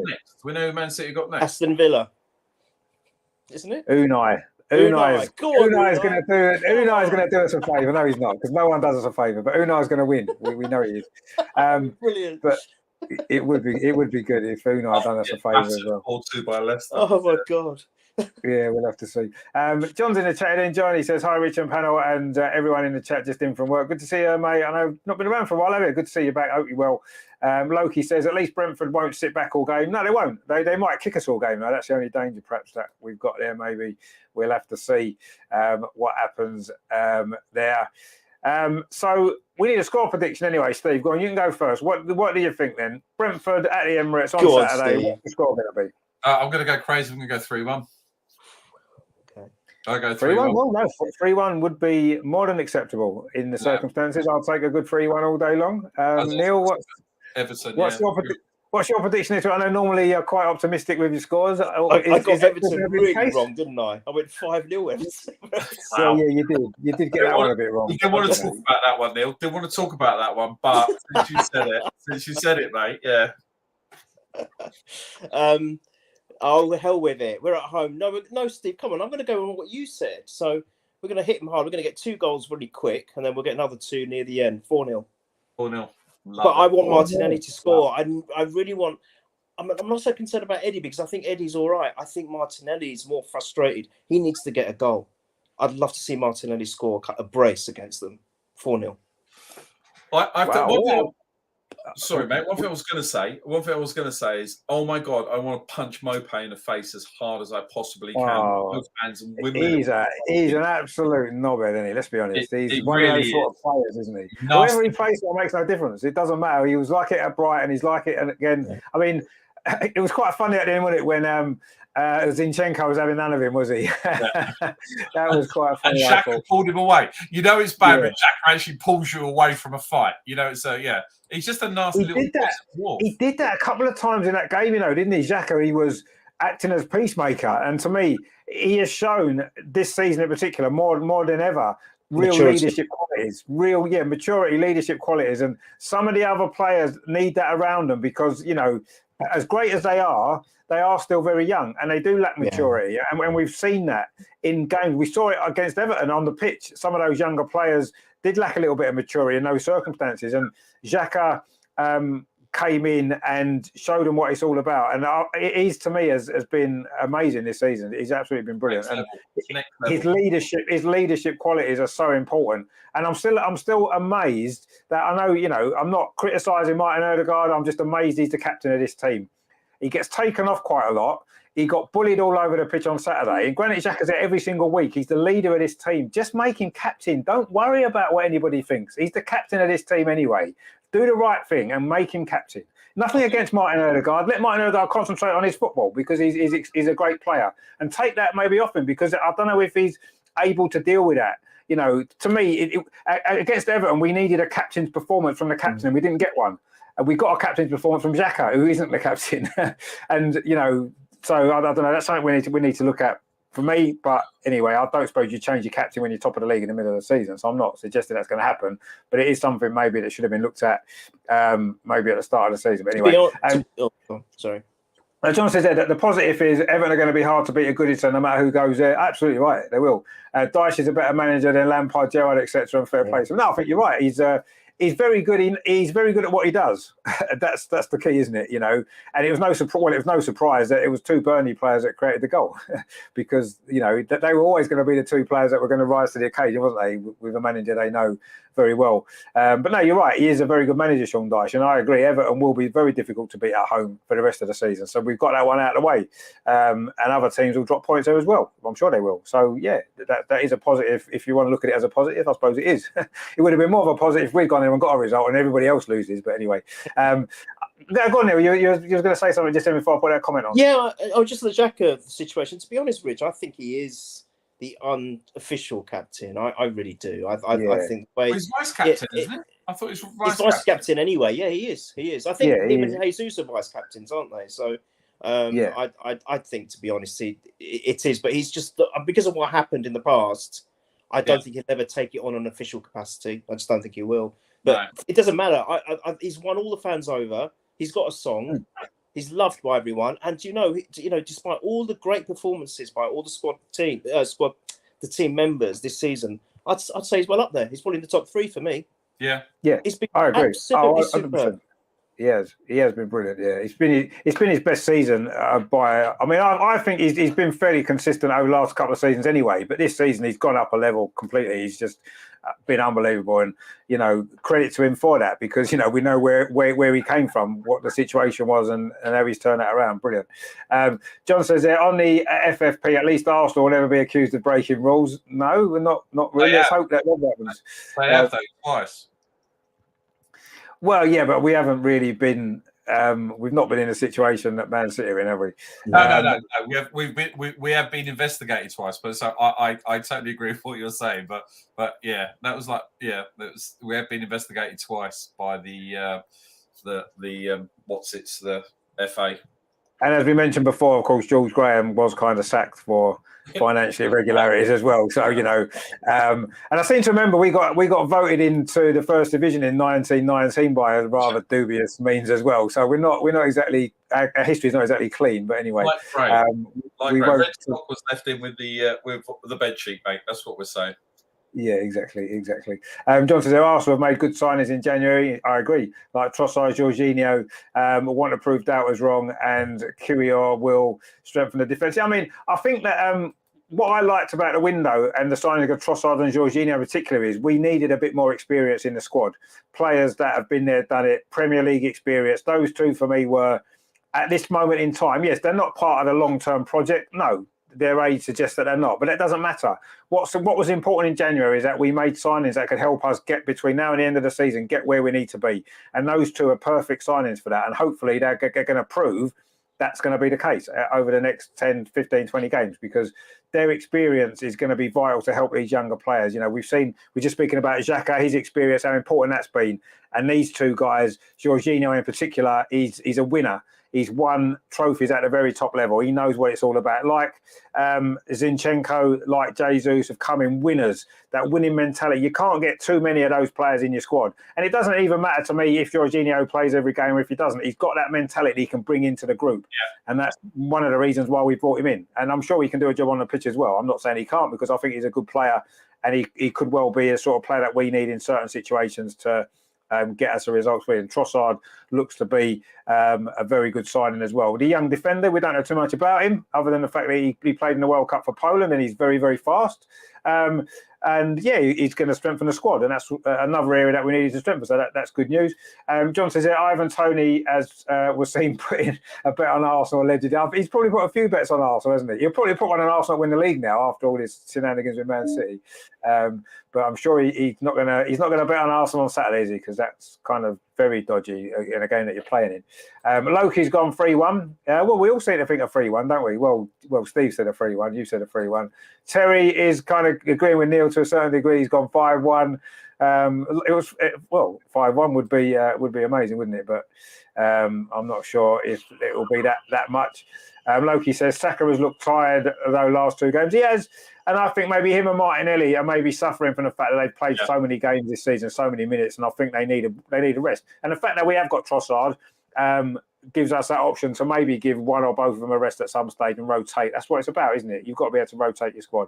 And I agree, Saka has looked tired. Isn't Reece Nelson back in training as well? He is, yeah. Back in training. Yeah, I'm not sure how close he is to actually playing again, but he's back in training, so it won't be long. I'm sure it'll be another couple of weeks. Maybe he'll be back for Europa. Well. Yeah, exactly. Yeah, and a rotation option in the league, because that's what you need. You can't. We've played the same 11 or virtually the same 11 in virtually every game, and it's catching up with us a little bit. And you can see some of the players are struggling a little bit, and we've got the players now to be able to rotate, and let's hope that we do, because we need to. John says, as shown yesterday, if Haaland is man-marked, he is ineffective. Plus, Kevin De Bruyne is not firing on all cylinders. No, he's not. But, we said it earlier on, John, I know you probably wasn't in the show then, but we were sort of saying that we're not concerned about what other teams do. It's about what we do. Man City aren't having a good time at the minute. No, they're not, on the pitch and off the pitch. And, that's for them to deal with. All we can concentrate on, all we can influence is our own results, our own performances. And if we do what we need to do, it doesn't matter whether Haaland scores 1 million goals. If we win all our matches or most of our matches, we're going to finish above them anyway, regardless. So, that's the way it is, isn't it? And John agrees with what I say, to give Xhaka the captaincy. Yeah, I don't think you can really disrupt it now in the middle of the season when we're top of the league, but we'll see maybe in the future, perhaps. Loki says, I don't love Xhaka. I suppose. Well, I would say you mean. I can understand why people maybe don't like him for what's happened in the past, but I just think he's been fantastic. This season in particular, he's been unbelievable. Terry says, ain't Xhaka due a testimonial soon?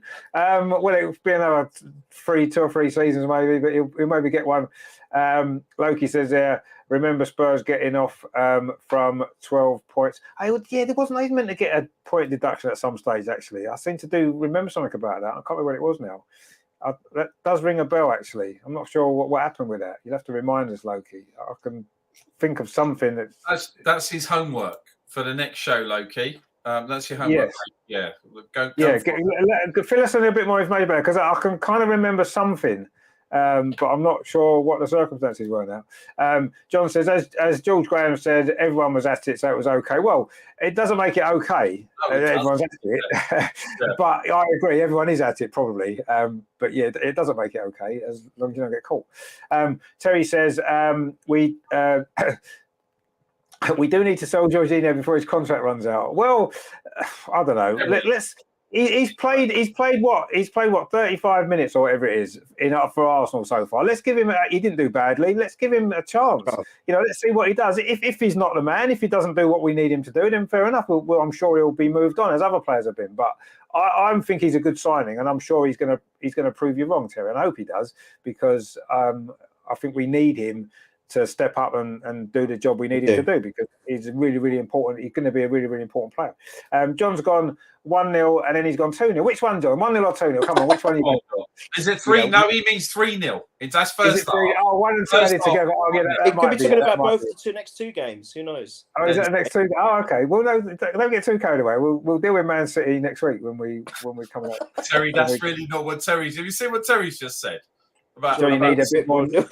Seriously, you need a bit more kneeling in life. Yeah, I think everybody needs a bit more kneeling in their life. Really, let's be honest. Fella that he is. Come on. John says 100% correct. Take every game as it comes. Exactly. That's what we need to do. Terry says Spurs don't need points deduction. They do a good job on their own.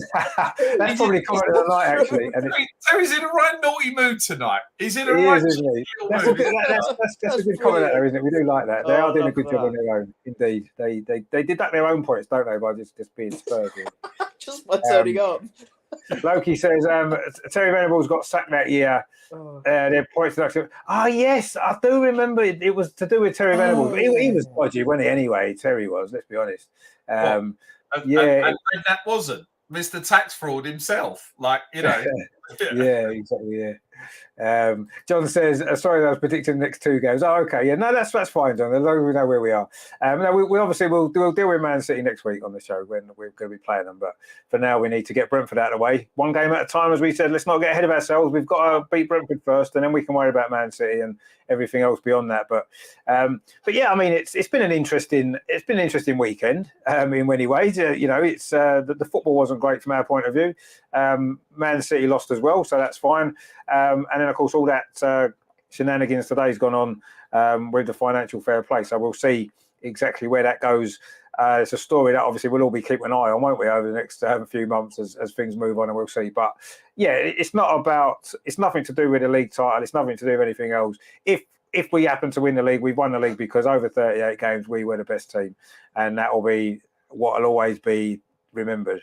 And if other people don't want to remember it like that, that's up to them. But that's the facts. Yeah. The league table doesn't lie. And if you finish top after 38 games, you are the best team. And everybody else just has to bow down to us and say, you are the best, you are the greatest. And that's said, Rich.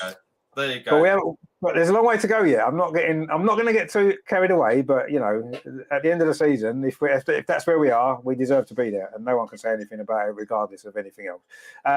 So yeah, let's hope. Let's say Saturday's going to be a big game. I think it's going to be tough, and it's going to be a nervy game. I think it might well be, but I think we'll come out on top. I haven't given my score prediction. I mean, I know you 2 guys think we're going to win quite comfortably. Everybody said we're going to win, and yes, I do think we will win.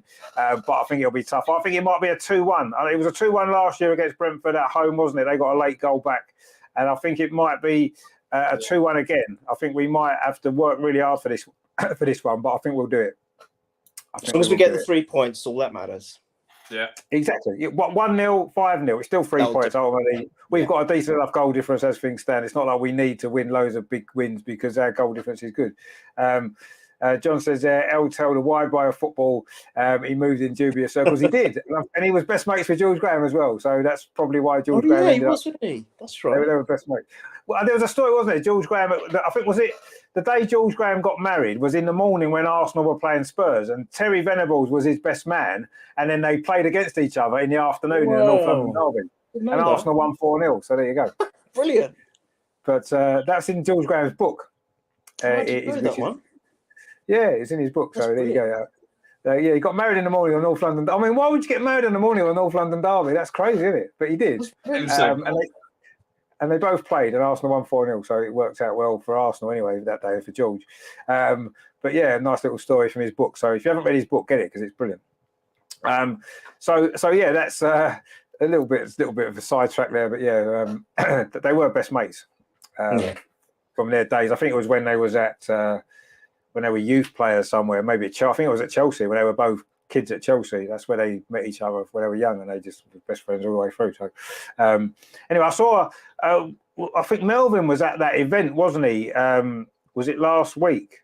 And George Graham was there. I saw an interview with George Graham. It was good to see him again. He doesn't appear much, does he, on telly or anything anymore? I haven't seen anything of him for a long time, and he was there at that event. I think it was to do with. I can't remember what the event was now. It might be something to do with the things they put on at the Emirates and that. I don't know if it was about the artwork and stuff, but he was interviewed there. Wasn't he the one that didn't Melvin go to the one with James? The one where he had Bray Parlour.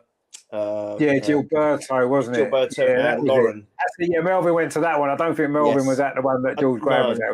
It was a different event, but that was great to see George actually, and it was great to sort of hear him speaking again, and it brings back a lot of memories. Just listening to his voice brings back all those great memories from the 80s and 90s and stuff like that. So it was great to hear him, which was nice. So that was good actually. Phil says that everyone has a bad day at the office. Indeed, he says I'm sure we can pick ourselves up, dust off, and stick it to Brentford. Yeah, exactly, Brentford. Exactly, that's what we need to do, and I'm sure we will. John says that was correct. You imagine the conversations they had. Yeah, you can imagine. Must have been a good time, mustn't it? Back then. Loki says George's book comes in brown envelope. Yeah, well, it probably does. Yeah, but you can buy it in shops as well for cash and for on your credit card. Or on Amazon probably. It's probably on Amazon as well. Yeah. Yeah, John says I saw George Graham on TV recently. Looks well. Yeah, that was right. I saw that interview with him. That was very, very recently. Yeah, it was good to see him actually. Really, really great because I say you don't hear much from him these days. So it was nice to see him, and he did look well. It was good that he's still liking his football. Loki said Venables and Clough, £3,000 A1 deal. Yeah, that used to go on a lot, didn't it? And I think what Man City are doing is slightly on a bigger scale. It's not brown envelopes anymore, is it? But but I suppose the principle is the same, maybe. But anyway, that's enough of Man City. Anyway, we've had enough of them now. They've, let them get on with whatever's happening. Let the FA deal with them in the appropriate manner, and we'll continue playing our football and hopefully picking up lots and lots of 3 points and not letting anything else distract us from that.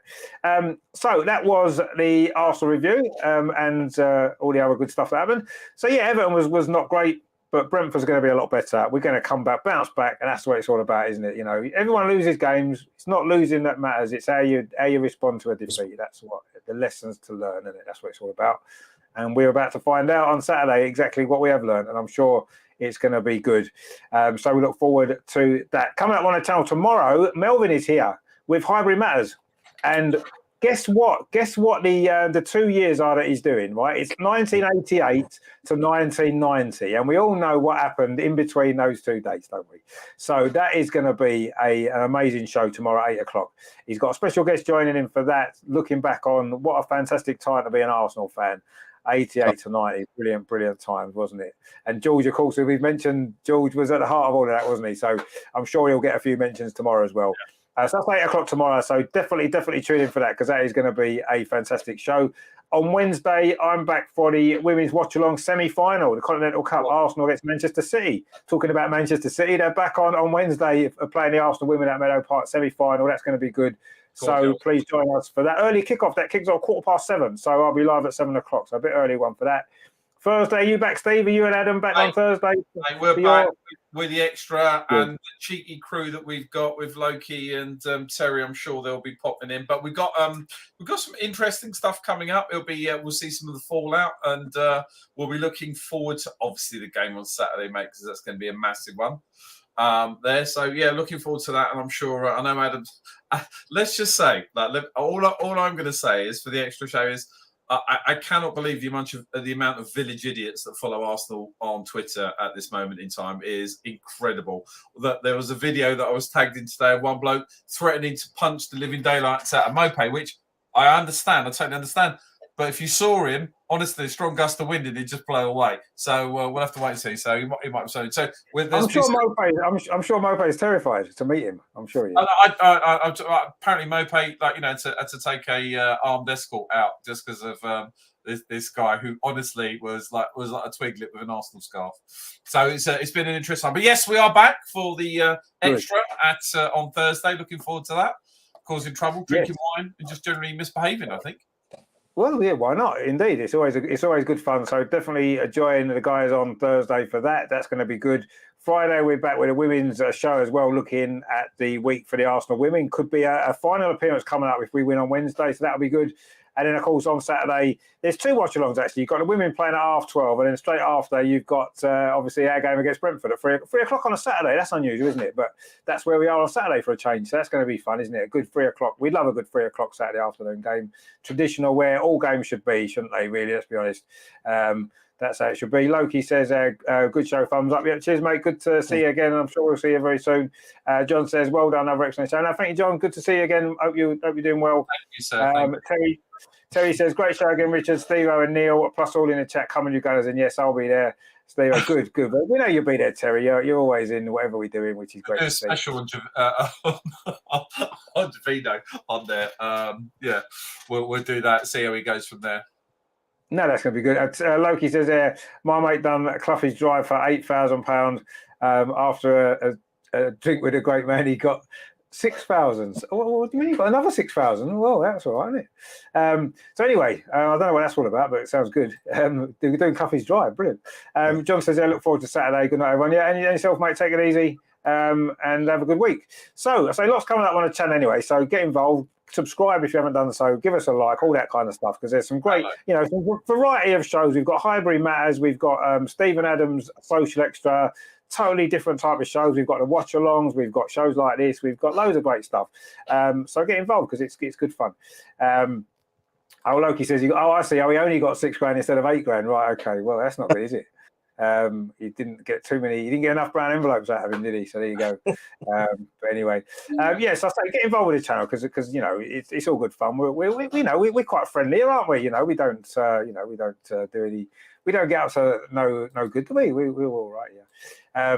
Terry says, if City get punished this season, how many points will they deduct from Arsenal to make it fair? Yeah, that's true. They'll think of some way. They'll think of some way to punish us for something or other. Yeah. I don't know what it'll be yet. They'll find something, won't they? I'm sure, which will be good. But they deducted points from us before, and we still won. And we won. Yeah. So let them do what they want. We don't care. And our captain was in prison, and we still won that season. Exactly. Yeah, exactly. So they can do what they want. It doesn't matter. We've proved that we can deal with anything that comes our way. Resilient. Russ in the chat as well. Russ, good to see you, my friend. Hope you are well and enjoying life at this moment in time, as we all are, I'm sure. So that's the Arsenal review then. Number 21. We've had 21 of these this season. Wow, incredible. Brilliant stuff. Yeah, 21 indeed. Wow. So we can vote. The magic number will be 49, Rich. That will be the magic number. Well, it might be.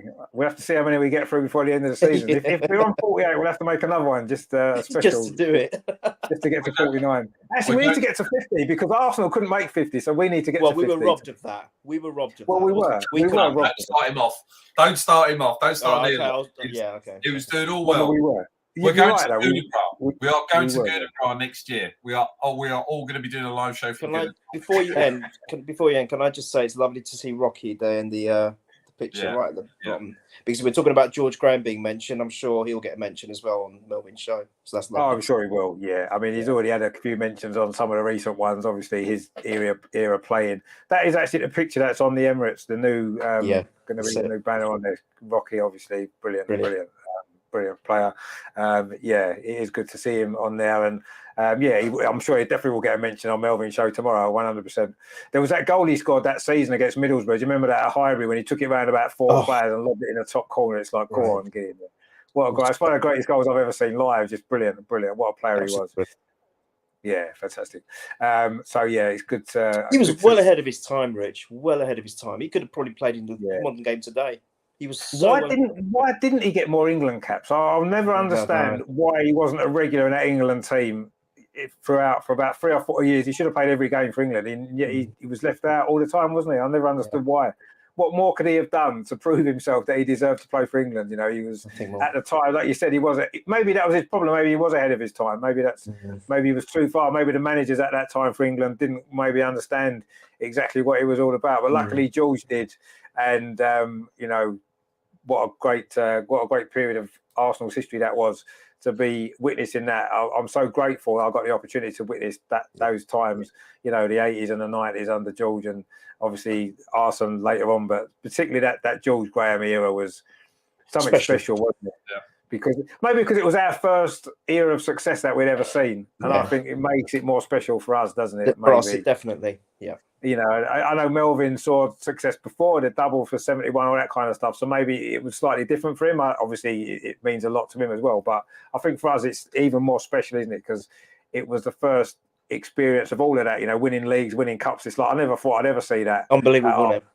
And to actually get to see that, and as much as in the end the football under George wasn't great, and we know what happened with the situation of him losing his job, but I don't care. It'll always be so special because of what he enabled us to experience, which we would never have experienced otherwise. I know when Wendy came along and changed the way we played and everything else, but it was George Graham that got us back on the map because we had quite a barren spell before he turned up. Yeah, so it was dreadful. It was not just that; it was just the beginning before the modern day football that we know now. It was. It was the end, wasn't it? For me, that George Graham era at Arsenal was the end of football as we knew it, and before, as you said, the start of the modern era of the Premier League and all the other nonsense that's happened since. Yeah. But you're right; that was the end of real football, normal football, old football, whatever you want to call it. That was that George Graham. Muddy pitches and kicking each other to hell. Yeah, standing at terraces, cigarette a pint, climbing in over the back to get in because you didn't have a ticket and no one really caring. But, and the players... like the cinemas. But it was, it's holding the exits open, the cinemas running. But it was like, also the players were very much part of it with the fans. And I think that with social media and everything that's gone on, that there are a few layers away. Some of the stuff that Wrighty says about throwing his stuff out of the changing rooms at Highbury, down onto the fans and shouting out of windows and things like that. Different. I mean, it was that kind of, the whole Highbury thing is what made Arsenal what it is today, and to have experienced all those things that we did, we've been so lucky, really. Let's be honest, we've been very, very fortunate. And sometimes, you look at the younger fans, and we've mentioned the Ashburton Army on this channel a few times, and the great work that they're doing. And it's great that they're enjoying what they're enjoying now.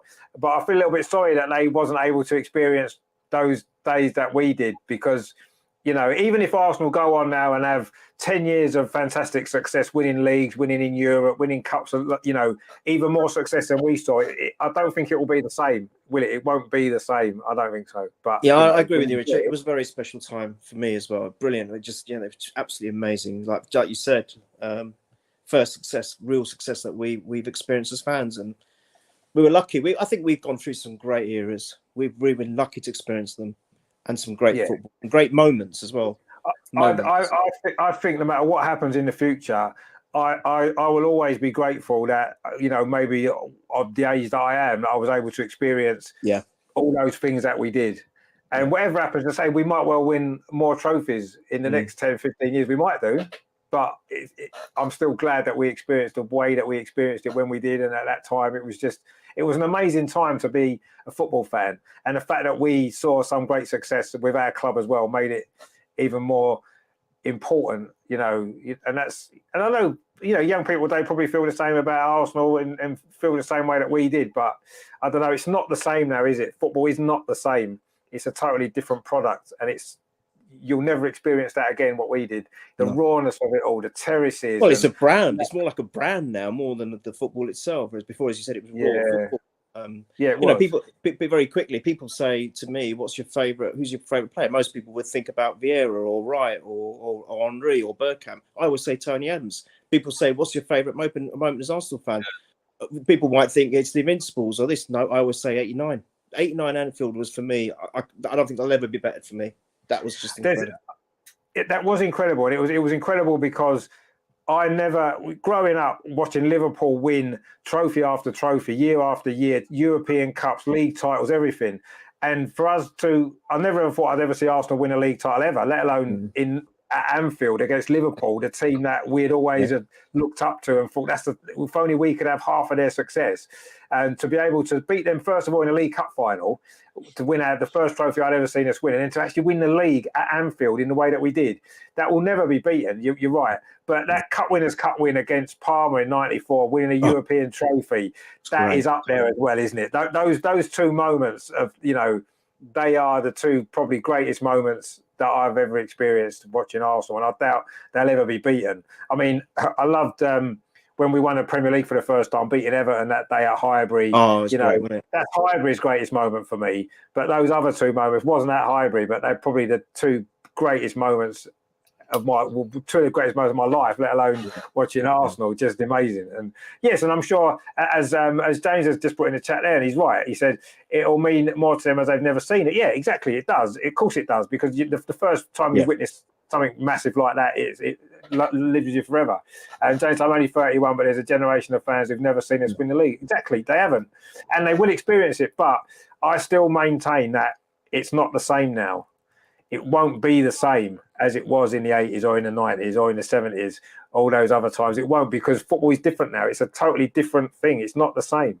And we'll all enjoy winning the league, and the ones that have never seen it before will experience it for the first time, and they're going to love it, I'm sure. And we'll love it as well, having seen it loads of times before. But it's different now. And is it just us that feel differently because we've experienced all that? I don't know. We'll never know how those younger fans will feel. It's a personal thing. It's a very personal thing. It is a personal thing. Yeah, I know it is a personal thing, but I just don't think. I'm just so grateful that I was able to experience all of that, and hopefully experience more in the future. Who knows? Let's hope so. Yeah. I just love going to watch our team play. Don't care. There you go. That's it. No, you're right, and I agree with you. I do agree. I'm just grateful that the age that I am, I wouldn't have liked to have missed all of that. I felt bad when I was growing up, knowing I'd missed 71, thinking, oh my God, seeing Arsenal win the double. I wish I could have experienced that. And I still kind of, I'm still sad I maybe couldn't have, but everything that we've seen since is like, wow, we've been fortunate. We're lucky to experience two more, so it's great. So an invincible season. And, oh my God, incredible. And we're going to win the league at the Emirates as well. So there you go.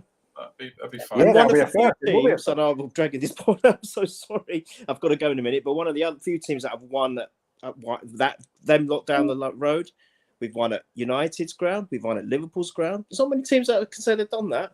And in the 30s, we won it at Chelsea's ground two times. Yes, there you go. Yeah. So we've won it everywhere. But we never won it at the Emirates yet, so we need to put that right, don't we? We need to win at the Emirates this season. Coming. Yeah, that's what we want. That is what we need. Russ says it was when football was football and all about money. Yeah, that is exactly it. You summed it up 100% there. Terry says the only downside, I think I started taking it for granted and it wouldn't end. I think we all just, I don't know if we do. Yeah, I think we probably did take it for granted. Yeah, I think we did. But you do, don't you? When you experience all of that, you just assume it's going to last forever. You can't see it ending, can you? And then it suddenly comes crashing down and you think, oh, yeah, okay. James says they only know the Emirates, they don't know Highbury, other than it just being flat. So of course, no, they don't. And I feel sad for people that will never experience Highbury in the way that we did, and I feel a bit sorry for people that haven't. It's just unfortunately the age they are. But Loki says Paul Davies, indeed. How can we forget Paul Davies? Absolutely. Loki says 3-0 versus Liverpool after it was 2-point deduction. But yeah, that was when we beat them 3-0. That was a great game, wasn't it? James said, when we win the league this year, come on, Neil. I'll put it up there with one of the best I've seen due to the points tally we've achieved and beating all these sugar daddy clubs. Yeah, exactly. It'll be as big an achievement. You're absolutely right. 100% it will. Could win it at City this season. Wouldn't that be something, eh? Win it at City. Wow. That would complete the set, wouldn't it, then? We've won it Man U, City, Liverpool, Chelsea, all of it. We'd have won it, all of them. That would be something special, actually. But aren't we playing them a bit too early, though? It's in early April, isn't it? I think we're away. Yeah, we won it by then, Rich. Yeah, but if they've had a 30-point deduction or whatever, then 30 points. Yeah, whatever. Yeah, maybe. Let's win it at some point. It doesn't matter if it's in April or if it's in May or if it's against Wolves in the last game of the season. Let's just win it. That'd be mental if it was the last game of the season. It's the one that my good lady has said that she will actually come along. So like, at the Wolves game, I don't think my nerves or heart will be able to take it. But imagine that if it's the last game. Well, I'm going to be coming down for that last game anyway, even if I can't get a ticket to the game, just to be outside the Emirates and experience the whole atmosphere around it. So I'll be down for that anyway. Hopefully I can get a ticket to the game, but if not, I'll still be there because even if we've won the league or we haven't won the league, I still think this season... You have to be there. You have to be celebrated, yeah, exactly. So that's the plan anyway. So, yeah, that's going to be a good weekend, I'm sure, but we'll worry about that a bit later on. But for now, we need to focus on Brentford because that's the next game. It's a big game and we want to win. But before that, it's the women playing in the semi-final on Wednesday. So join us for that. And don't forget Melvin's show tomorrow because that is going to be something really, really special. So, yeah, thank you to Steve, El Stevio, as always, for coming on tonight. And obviously to Neil as well, who we love his positivity. And even in the face of defeat, he's still as positive as ever, which is great. That's what we like. It cheers us up, gets us through the dark days of winter and dark Monday evenings and stuff like that. So it's great to have Neil on board. Anyway, that's it for the Arsenal Review 21, episode 21. We'll see you very soon. Take it easy, guys. Thanks for watching. Of course, get in there. Exactly. See you later, guys. Take it easy. Have a good one. Bye-bye. Real Martinelli. It's now with Granit Xhaka. Is it going to be the third goal? It is the third goal. Granit Xhaka with it. That seals it.